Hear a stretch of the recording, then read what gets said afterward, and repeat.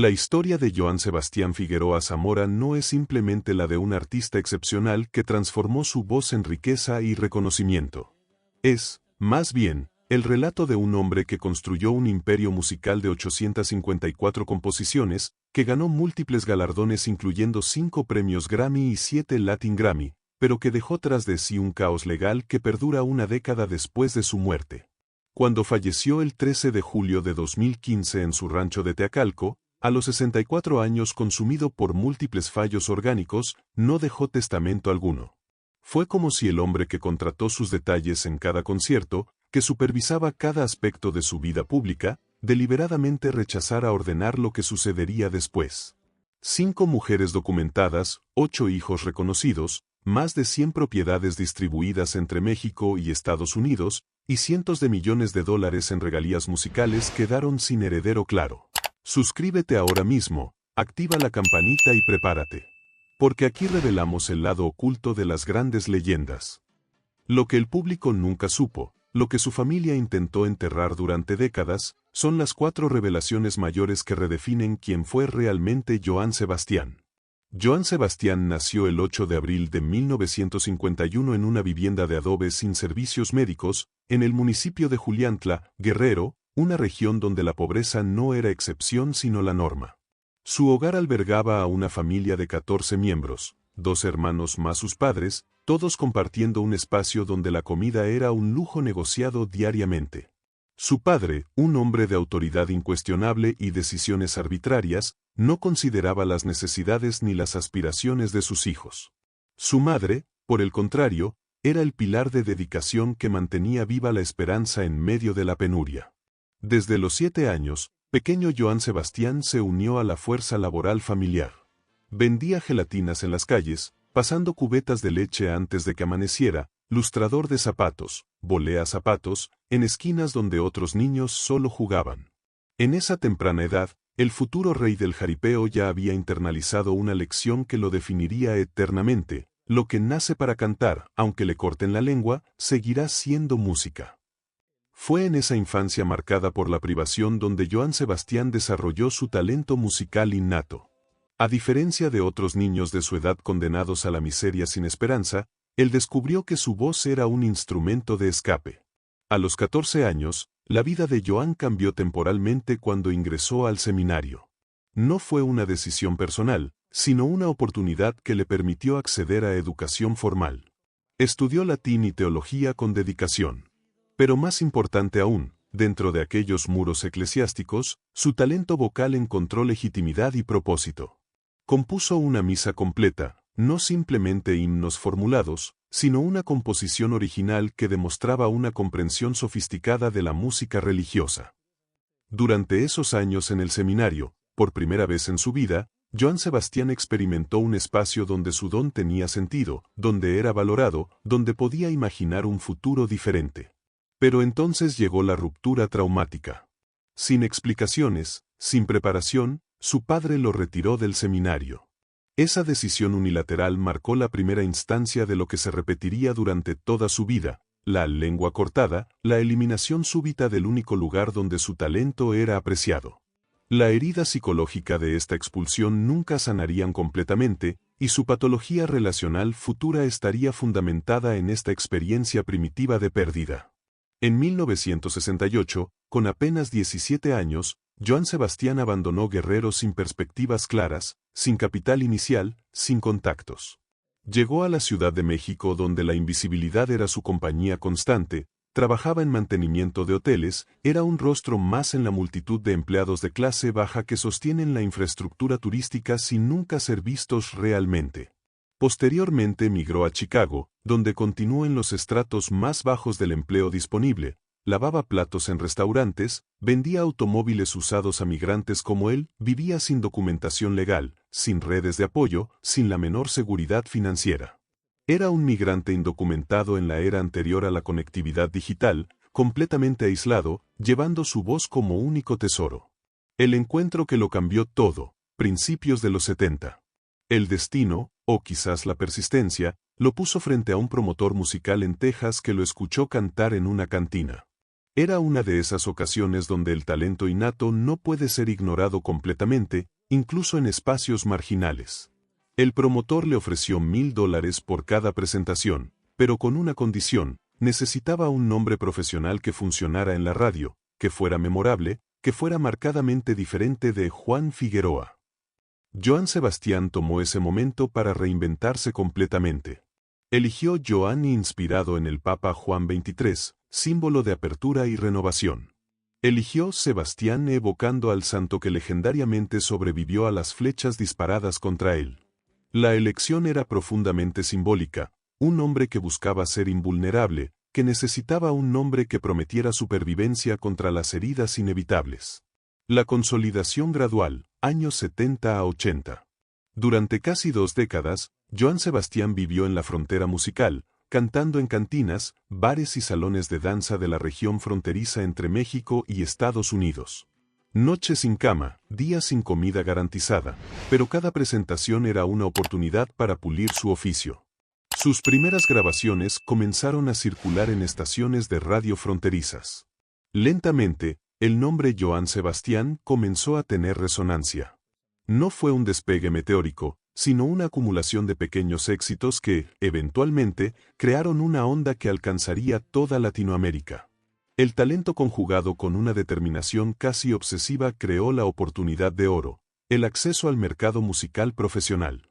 Durante los años 80 y principios de los 90, Joan Sebastián produjo algunas de sus obras maestras: Tatuajes 1987, Secreto de Amor 1988 y Un Idiota 1992 se convirtieron en himnos de generaciones. Sus canciones no solo dominaban las estaciones de radio, sino que se infiltraban en la cultura popular mexicana como parte del tejido emocional de la sociedad. Registró oficialmente 854 composiciones en su nombre, un número asombroso para un solo artista. Cada canción representaba una faceta de su comprensión del amor, el dolor, la traición y la pasión. Su voz, caracterizada por una cualidad rápida y penetrante, se convirtió en sinónima de la música regional mexicana. En 1992, contrajo matrimonio con Maribel Guardia, la actriz y presentadora costarricense. El matrimonio fue breve pero productivo, generando una hija, Juliana. La relación terminó en 1996, pero la conexión mediática del evento amplificó su visibilidad internacional. En 1996, Joan Sebastián participó en la telenovela Tú y yo, una producción que sería transmitida en toda América Latina. No era simplemente un cantante que aparecía en televisión, era un actor en un papel protagónico, demostrando su capacidad de trabajo versátil. Los premios llegaron: 5 Grammy Awards en la categoría de música regional mexicana, y 7 Latin Grammy Awards que consolidaron su estatus como uno de los artistas más importantes del género. Su fortuna creció proporcionalmente. Adquirió más de 100 propiedades, casas, ranchis, establecimientos comerciales esparcidos entre Guerrero, Hidalgo, Texas y otros estados. En Teacalco, Hidalgo, construyó el rancho de Teacalco, su reino personal, un espacio donde la realeza del jaripeo se manifestaba en estructuras de lujo. En 1996, en el set de la telenovela Tú y yo, Joan Sebastián conoció a Harlet Terán. Él tenía 45 años, ella tenía 19 años. La diferencia de edad no era simplemente numérica sino de poder. Él era un hombre consolidado en su carrera y fortuna, ella era una joven iniciando su vida profesional. La dinámica de poder en esta relación era inherentemente asimétrica. Un hombre de su estatus, su riqueza y su influencia no podía formar una relación equilibrada con una mujer de 19 años en inicio de carrera. Aunque Harlet Terán nunca realizó acusaciones públicas formales, sus declaraciones posteriores fueron ambiguas y sugerentes de una relación cuya naturaleza consensual era cuestionable. Las declaraciones ante la Procuraduría General de la República, 2014 a 2015. Décadas después, entre 2014 y 2015, 2 mujeres, identificadas como Amanda y Julieta, presentaron declaraciones formales ante la Procuraduría General de la República, específicamente ante la Unidad Especializada en Delitos contra Menores. Sus testimonios eran específicos: encuentros en contextos sensibles con menores. Las acusaciones sugerían un patrón de comportamiento que supuestamente era conocido en los círculos más cercanos a Johann Sebastian. Lo sorprendente fue el silencio mediático absoluto. A diferencia de otros escándalos de celebridades que dominan titulares durante meses, estas declaraciones nunca llegaron al público. No hubo conferencias de prensa, no hubo investigaciones periodísticas profundas, no hubo cobertura mediática. Johann Sebastian nunca fue procesado formalmente. Falleció en julio de 2015, apenas meses después de que estas declaraciones fueran realizadas. Los procesos legales nunca avanzaron, las investigaciones nunca se profundizaron públicamente, y la verdad quedó sepultada en archivos burocráticos. El rancho de Teacalco fue construido con la fortuna acumulada de sus canciones y sus negocios de jaripeo, competencias de charros. Era, supuestamente, un espacio privado donde músicos, amigos y familias se reunían para celebrar sus triunfos. Pero según testimonios posteriores, el rancho también recibía otro tipo de visitantes. La muerte de Juan Sebastián Figueroa, junio de 2010. En las primeras horas del 10 de junio de 2010, en el Gran Hotel Cuernavaca en Morelos, Juan Sebastián Figueroa, hijo documentado de Johann Sebastián, edad 32 años, fue atacado violentamente. Las heridas eran críticas, laceración severa en el cuello, trauma abdominal profundo. Fue trasladado urgentemente a un hospital donde, finalmente, fue declarado muerto. El atacante o atacantes nunca fueron identificados públicamente. La operación militar durante el velorio. Mientras la familia velaba a Juan Sebastián en el rancho de Teacalco, aproximadamente 150 efectivos del ejército mexicano llegaron a la propiedad sin previo aviso. Realizaron un operativo de registro exhaustivo buscando sustancias controladas y equipamiento ilegal. La pregunta que emerge inevitablemente, ¿qué nivel de sospecha, qué tipo de acusación contra un civil, autoriza que 150 soldados federales realicen un operativo en la residencia de un ciudadano? La versión oficial ofrecida fue que Juan Sebastián había muerto en una riña de bar, una pelea común entre borrachos que terminó trágicamente. Sin embargo, horas después del muerte, un grupo criminal presuntamente vinculado al Pacífico Sur dejó una manta, un mensaje hecho público de manera dramática, adjudicándose explícitamente del asesinato. Un grupo criminal no reclama un asesinato que no cometió, es contraproducente mediáticamente. ¿Casual o fue un asesinato organizado? Las dos versiones no pueden ser simultáneamente verdaderas.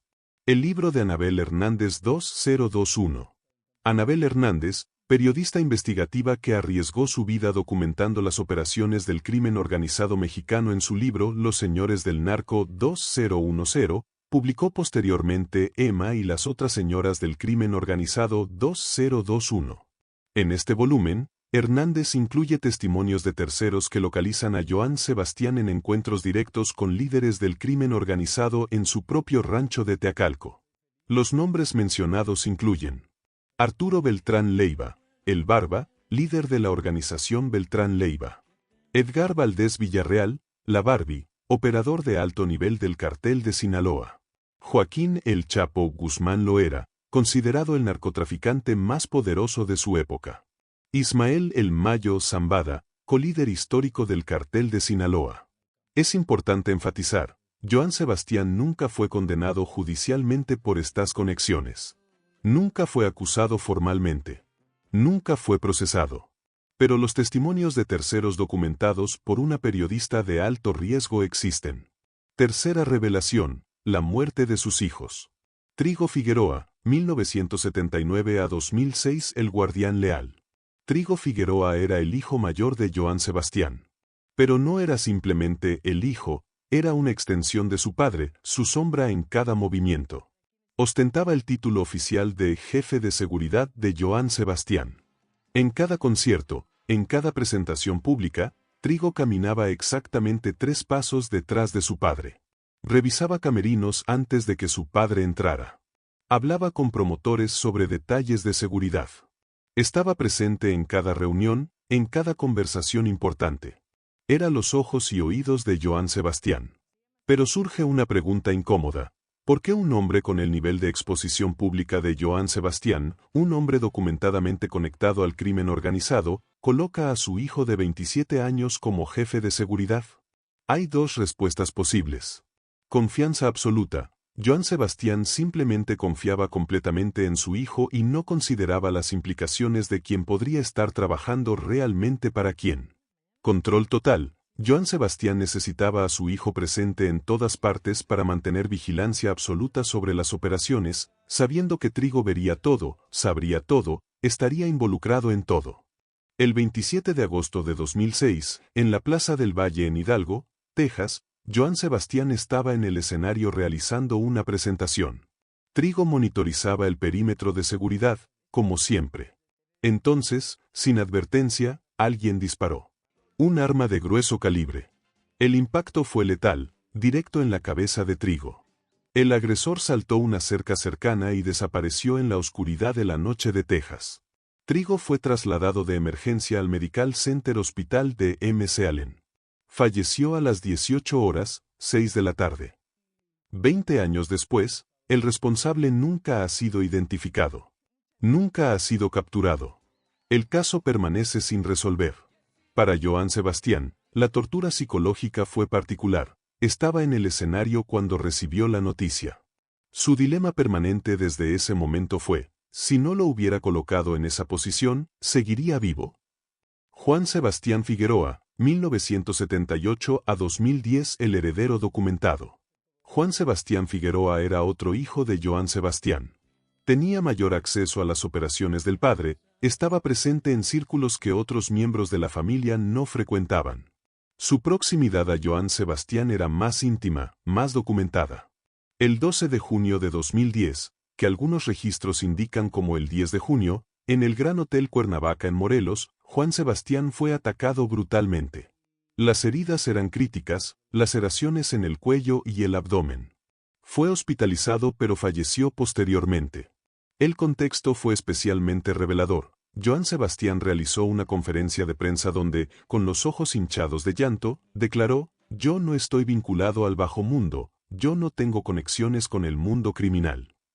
Horas después, un grupo criminal dejó una manta adjudicándose del ataque contra su hijo. 150 soldados federales registraron su rancho mientras velaba al hijo. El responsable del ataque nunca fue identificado. El patrón revelador. Ambos hijos fueron atacados directamente, sin piedad. Ambos fueron agredidos por atacantes que desaparecieron sin consecuencias legales. Ambos fueron enterrados en el Panteón de Juliantla, la misma comunidad donde Joan Sebastián vendía gelatinas como niño. 3 tumbas en el mismo panteón. Un ciclo de lo personal regresando al inicio. En 1999, a los 48 años, Joan Sebastián recibió un diagnóstico que habría quebrado a la mayoría de los hombres: mieloma múltiplo, un cáncer de médula ósea de naturaleza terminal. El doctor Juan José Díaz Miranda, especialista oncológico, fue brutalmente honesto: tiene aproximadamente 1 año de vida. Joan Sebastián tenía 48 años. Su carrera estaba en ascenso. Su fortuna crecía. Su influencia se expandía. Y ahora le decían que moría. Pero Joan Sebastián no se retiró. No se entregó. Declaró guerra a la enfermedad, o más exactamente, a la idea de la enfermedad como debilitamiento. Construyó, dentro del rancho de Teacalco, una unidad médica completa, camas hospitalarias, monitores cardíacos, equipamiento de ventilación asistida, medicamentos oncológicos. Su rancho se convirtió parcialmente en una clínica privada. Más importante aún, controló la narrativa. Hablaba del cáncer en sus propios términos, en momentos que él elegía, de maneras que él controlaba. Entendió intuitivamente que la apariencia de debilitamiento es el inicio del fin en los ciclos de poder. La transformación física, desapareciendo vértebra por vértebra. Cuando Joan Sebastián era joven, su altura era de aproximadamente 1.78 metros, 5'10". Era un hombre de estatura prominente en el escenario, físicamente presente. El mieloma múltiplo comprime gradualmente los huesos de la columna vertebral. Cada año que pasaba, Joan Sebastián literalmente se encogía. Su cuerpo se contraía vértebra por vértebra. Para el final de su vida, su altura había disminuido a aproximadamente 1.60 metros, 5'3". El cáncer le había robado 18 centímetros de su estructura física a lo largo de 16 años. Y sin embargo, continuó subiendo a los escenarios. Continuó realizando conciertos. Continuó proyectando la imagen de un hombre invencible mientras que, literalmente, desaparecía. Las recaídas, una guerra intermitente. El mieloma múltiplo no es una enfermedad que se vence una única vez. Es una batalla crónica con periodos de remisión y periodos de recrudecimiento agresivo. 2007, 8 años después del diagnóstico, primera recaída. El cáncer regresó con agresividad renovada. 2012, segunda recaída. Nuevamente, el cuerpo de Johann Sebastian fue invadido por las células malignas. 2014, tercera recaída, más agresiva que las anteriores. Coincidió exactamente con las declaraciones ante la PGR sobre presuntos delitos contra menores. Johann Sebastian vivió 15 años más allá de lo que su oncólogo predijo. ¿Fue una victoria de la voluntad sobre la biología, o una negación tan profunda que la negación se convirtió en supervivencia extendida? La cronología de las catástrofes simultáneas. Considere el peso emocional y físico convergente. 2006, Trigo, su hijo mayor, es asesinado a los 27 años en una plaza pública de Texas. 2010, Juan Sebastián, otro hijo, es asesinado a los 32 años en un hotel de lujo en Cuernavaca. En el mismo momento, 150 soldados federales registran el rancho. 2014, tercera recaída del cáncer. Simultáneamente, declaraciones formales ante autoridades sobre presuntas conductas ilegales. Todo convergió sobre el mismo hombre en el mismo periodo de tiempo. Un ser humano ordinario se habría desplomado psicológicamente bajo tal confluencia de traumas. Johann Sebastian continuó en el escenario. El 13 de julio de 2015, en el rancho de Teacalco, Johann Sebastian experimentó lo que la medicina llama fallo multiorgánico. Su corazón, sus pulmones, sus riñones y su hígado cesaron de funcionar uno tras otro en un proceso de degradación gradual que duró 14 horas de agonía. Tenía 64 años. Se rumoreaba que cuando falleció, aproximadamente la mitad de su fortuna había desaparecido en circunstancias que nunca fueron claramente explicadas. El testamento que nunca fue escrito. Aquí yace la ironía más grande de la vida de Johann Sebastian. Durante 16 años, desde 1999 en adelante, supo que moriría.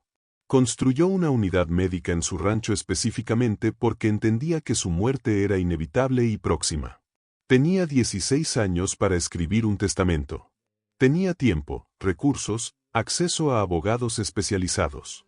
Podría haber ordenado meticulosamente su legado, protegido a sus hijos, prevenido disputas, asegurado la continuidad de sus empresas. Nunca escribió testamento formal alguno. Dejó 5 mujeres documentadas, 8 hijos reconocidos, 854 canciones, más de 100 propiedades distribuidas entre 2 países, cientos de millones de dólares en regalías. Todo en disputa. Todo sin claridad sucesoria. Las consecuencias inmediatas, la guerra legal. Sin testamento válido, la ley mexicana y la ley de Texas entraron en conflicto sobre cómo distribuir la herencia. Jueces en Hidalgo, Guerrero y el estado de Texas simultáneamente intentaban adjudicar una fortuna que no estaba claramente distribuida. Los hijos comenzaron a pelearse entre sí. Las exparejas del fallecido reclamaban derechos. Los abogados de una y otra parte multiplicaban argumentos legales en un proceso que ha durado 10 años sin resolución clara. José Manuel Figueroa, el portavoz mediático. José Manuel Figueroa, el hijo mayor reconocido de Johann Sebastian, se convirtió en el portavoz oficial de la familia ante los medios de comunicación. Fue él quien realizó declaraciones públicas, quien defendió la memoria de su padre, quien intentó navegar la complejidad de una herencia sin testamento. Juliana Figueroa, la lucha por el reconocimiento. Juliana Figueroa, hija de Johann Sebastian con la actriz Erika Alonso, intentó ser reconocida formalmente como heredera legítima. Su madre inició procesos legales en Texas para asegurar los derechos sucesorios de su hija. Aunque inicialmente un juez rechazó la demanda, el proceso continúa. Maribel Guardia, navegando su propio dolor. Maribel Guardia, quien fue esposa de Johann Sebastian aunque breve fue el matrimonio, se encontró navegando su propio dolor mientras su hijo Julián, del que hablaremos más adelante, reclamaba derechos heredados que no podía reclamar por derecho propio a los 9 años. Las regalías en Estados Unidos permanecen parcialmente congeladas en cuentas sin dueño claro. Las más de 100 propiedades continúan en procesos de adjudicación. Las 854 canciones permanecen en el centro de disputas que un único documento, un testamento, habría evitado completamente. 3 de sus hijos han fallecido antes de que se resuelva la herencia. Existe una posible resolución judicial en el horizonte, pero después de una década, la palabra posible ha perdido toda credibilidad. Julián Figueroa fue el hijo de Joan Sebastián con Maribel Guardia. Nació el 24 de enero de 1996 y falleció el 9 de abril de 2023. Tenía exactamente 27 años cuando murió. La misma edad que Trigo cuando fue asesinado en Texas en 2006. La causa oficial fue parada cardíaca fulminante complicada con problemas cardíacos severos. Un joven de 27 años, sin historial documentado de enfermedad cardíaca terminal, simplemente colapsó. Su corazón se detuvo. Dejó un hijo de 9 años, José Julián, quien se convirtió en heredero involuntario de una guerra legal que comenzó antes de que supiera leer. Julián también fue músico, también fue cantante, también heredó la voz de su padre. También fue tocado por el legado de Joan Sebastián. Y también pagó un precio que sus genes nunca debieron cobrar. La maldición no es sobrenatural, es psicológica y estructural. Joan Sebastián aprendió desde los 7 años a construir hacia afuera, a sobrevivir externamente en condiciones de extrema adversidad. Vendiendo gelatinas. Cantando en cantinas. Construyendo una carrera desde nada. Pero nunca aprendió a construir hacia adentro.